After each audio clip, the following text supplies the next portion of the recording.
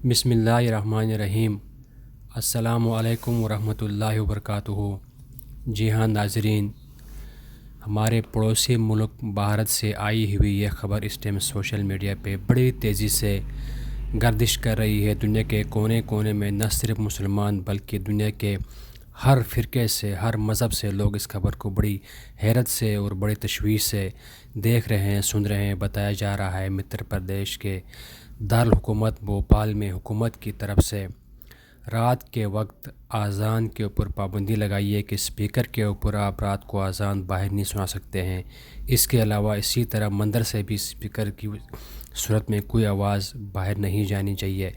इसके अलावा वहाँ पे मजहबी तकरीबात हो, शादी हो या किस तरह कोई और मजहबी तकरीब हो, उसमें भी आप स्पीकर का इस्तेमाल नहीं कर सकते हैं। बताया जा रहा है इसी तरह होटलों पे, रेस्टोरेंट पे, जलसागाह पे, हर जगह पे बाहर स्पीकर आप इस्तेमाल नहीं कर सकते हैं। इस पे बिल्कुल पाबंदी है। हुकूमत की तरफ से ये ऐलान किया गया है कि स्पीकर के को इस्तेमाल करने पर पाबंदी है। रात शाम के 6 बजे से सुबह 6 बजे तक इस चीज़ में बड़ी सख्ती से अमल करना होगा। बताया जा रहा है वहाँ की जो इंतज़ामिया है उसकी तरफ से ये ऐलान किया गया है कि ये 10वीं और 12वीं जमात के इम्तिहानात चल रहे हैं, जिसको मद्देनज़र रखते हुए ये फ़ैसला किया गया है कि तलबा रात के टाइम पे अपनी तैयारी करते हैं, अपने एग्ज़ाम में मसरूफ़ होते हैं, जिसको मद्देनज़र रखते हुए हुकूमत ने यह फ़ैसला किया है कि रात के वक्त किसी किस्म की कोई स्पीकर का इस्तेमाल न किया जाए।